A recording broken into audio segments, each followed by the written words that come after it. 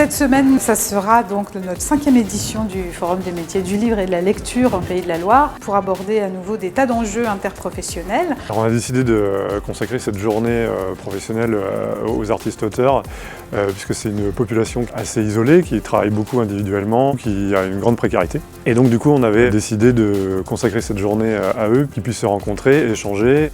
Les rencontres sont primordiales, à la fois dans le public et avec les intervenants, et parfois même entre les intervenants eux-mêmes qui pour la première fois sont amenés à se rencontrer. C'est beaucoup d'échanges et c'est aussi beaucoup de projets qui naissent à ce moment-là. C'est près de 500 personnes qui vont se croiser tout au fil de la semaine.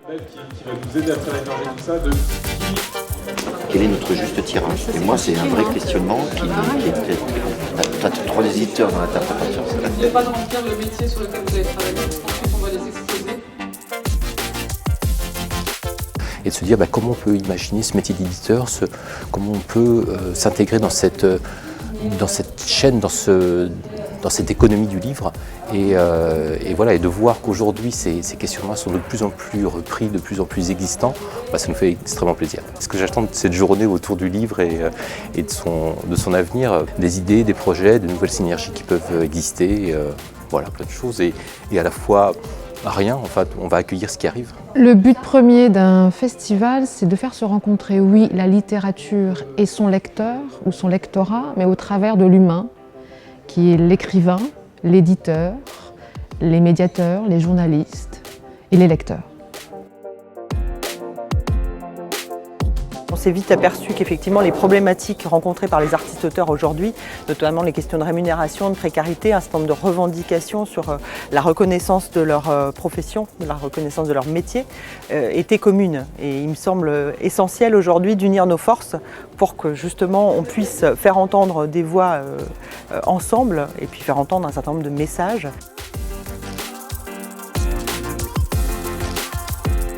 Une intelligence collective, une énergie à participer ensemble sans se juger, en laissant les affects un peu dehors parce que c'est pas simple, c'est une filière qui souffre sans l'envie de travailler ensemble, donc ça c'est super parce que ça peut déboucher sur des choses très concrètes et ambitieuses.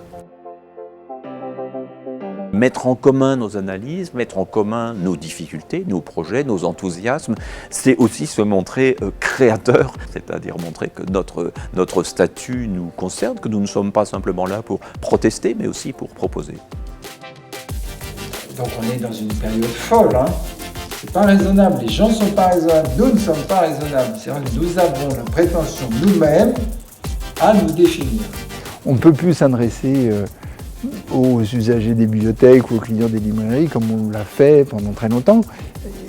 Non, il faut s'adresser à eux tels qu'ils sont là maintenant et tels qu'ils se pensent. Et donc c'est ça que j'essaye de faire, c'est de dire le monde ne s'écroule pas, c'est juste qu'il change, il se reformule. Aujourd'hui, je vais plutôt m'intéresser sur ce qu'on appelle le design critique, c'est-à-dire comment le design peut imaginer un futur dans lequel la lecture et le livre est à partie prenante en fait. Donc on imaginait des services, des concepts, sortir un petit peu des sentiers battus pour imaginer un futur soutenable.